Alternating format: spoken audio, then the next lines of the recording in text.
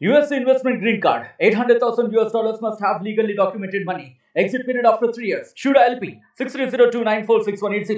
Diarrhoea కేసులు report అవుతున్నాయి. వర్షాకాలం ప్రారంభమైనప్పటి నుంచి రాష్ట్ర వ్యాప్తంగా 23 గ్రామాల్లో 168 కేసులు రిపోర్ట్ అయ్యాయి. మన కాకినాడ జిల్లాలో, గుంటూరులో, ఎన్టీఆర్ జిల్లా జగ్గయ్యపేటలో కూడా కేసులు రిపోర్ట్ అవుతున్నాయి. జగ్గయ్యపేటలో 58 కేసులు రిపోర్ట్ అవుతే వాటిలో 14 మంది డిశ్చార్జ్ అయ్యారు. ఇతరులు ఆసుపత్రిలో ఉన్నారు, కొన్ని రెఫరల్ హాస్పిటల్ కూడా వెళ్ళున్నారు. అయితే తీవ్రమైన విరోచనాలు, వాంతులతో హాస్పిటల్కి వచ్చిన ప్రజలకి సరైన వైద్యం లభిస్తూ ఉంది. వాళ్ళ ఆరోగ్యం కుదుటపడింది, మెరుగైంది. అయితే వీటికి ప్రధాన కారణాలను చూస్తుంటే ఈ జగ్గయ్యపేటకు సంబంధించి ఎస్ఎంపేట, మక్కపేట గ్రామాల్లో కలుషిత నీరు కారణంగా తెలుస్తూ ఉంది. గ్రామాల్లో అనేక సంవత్సరాలుగా నిర్వహణ లేకపోవడం,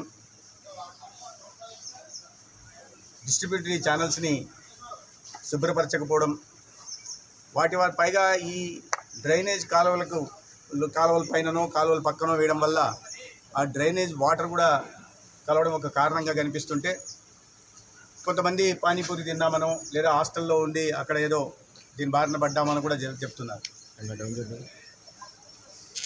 ప్రధానంగా మున్సిపాలిటీ ప్రాంతంలో కానీ, గ్రామీణ ప్రాంతాల్లో కానీ ఈ నీటి సరఫరా పైపులు లీకేజీల కారణంగా ఈ సమస్య ఉత్పన్నమవుతా ఉంది. నిర్వహణ లేకపోవడంతో ప్రధానంగా ఈ సమస్య గ్రామీణ ప్రాంతాల్లో నిర్వహణకి పంచాయతీ 15వ ఆర్థిక సంఘం ఇచ్చిన నిధుల్ని దారి మళ్లించడం ఒక కారణంగా కనిపిస్తూ ఉంది. ఎందుకంటే నిర్వహణ లేకపోవడం చాలా చోట్ల చెప్తున్నారు. 6 నెలల నుంచి 8 నెలల నుంచి జీతాలు కూడా సక్రమంగా శానిటేషన్ సిబ్బందికి అందడం లేదు. రాజకీయ విమర్శలు చేయడం కాదు, కానీ గ్రామీణ ప్రాంతాల్లో, పట్టణ ప్రాంతాల్లో ఎక్కడైనా సరే ప్రజల ఆరోగ్యం అనేది ప్రభుత్వం బాధ్యత. దానికోసం చర్యలు తీసుకుంటాలి, నిరంతరం మానిటర్ చేస్తూ ఉండాలి. గత ప్రభుత్వం ఇటు పనులు చేయకపోవడం దురదృష్టకరం. దాని పర్యవసనాలు ఇప్పుడు మనం చూస్తున్నాం. అందుకని దీనికి అనుబంధంగా ఉంటున్న ఇతర మంత్రిత్వ శాఖలు ఏవైతే ఉన్నాయో, పంచాయతీరాజు, అదేవిధంగా మున్సిపల్ శాఖ, మన ఉప ముఖ్యమంత్రి గారి నేతృత్వంలో ఒక రివ్యూ మీటింగ్ నిర్వహించడం జరిగింది. ఆ సందర్భంగా ఈ విషయాల మీద చర్చలు జరిగింది. సమస్య తీవ్రత కూడా చర్చించడం జరిగింది. వైద్య శాఖకు సంబంధించి అధికారులు అక్కడ బయోలాజికల్ ఎగ్జామినేషన్ నిర్వహించడం జరుగుతుంది.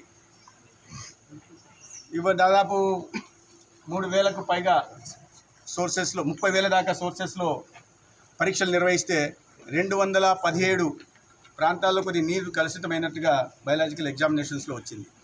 అయితే ఇవన్నీ కూడా ప్రధానంగా ఈ పైప్ లైన్లు కలుషిత నీరు పైప్ లైన్లో చేయడం వల్ల లీకేజీల కారణంగా, ఆ లీకేజీలు ప్లగ్ చేయడం కారణంగా జరుగుతున్న విషయాన్ని మన రివ్యూ సమావేశంలో చర్చించడం, దానికి అనుగుణంగా వెంటనే ఒక ఇమ్మీడియట్ యాక్షన్ ప్లాన్ తయారు చేసి జాగ్రత్తలు తీసుకోవాల్సిన విధంగా, అదేవిధంగా లాంగ్ టర్మ్ యాక్షన్ ప్లాన్ కూడా దీని మీద చేయాల్సిందిగా ఉప ముఖ్యమంత్రి గారు అధికారులను ఆదేశించడం జరిగింది. దాని అనుగుణంగా చర్యలు తీసుకుంటున్నాం. అయితే ప్రజల ఆరోగ్యం మా ప్రాథమిక బాధ్యత. ప్రజల్ని కంటికి రెప్పలా కాపాడుకోవడం ఈ ప్రజాప్రభుత్వం బాధ్యత. తీసుకోవాల్సిన ప్రతి చర్యల్ని తీసుకుంటాం, ముందస్తు చర్యలు తీసుకుంటాం. ఎక్కడ ఏ రిపోర్ట్ అయినా కూడా అధికారులు కూడా అప్రమత్తంగా ఉంటున్నారు. ప్రజల ఆరోగ్యం ప్రాథమిక బాధ్యతగా ప్రజాప్రభుత్వం నడుస్తుంది. మరిన్ని వీడియోస్ కోసం ఛానల్ ని సబ్స్క్రైబ్ చేయండి. లేటెస్ట్ అప్డేట్స్ కోసం వాట్సాప్ ఛానల్ ని ఫాలో చేయండి. అండ్ లింక్ డిస్క్రిప్షన్ లో ఉంది.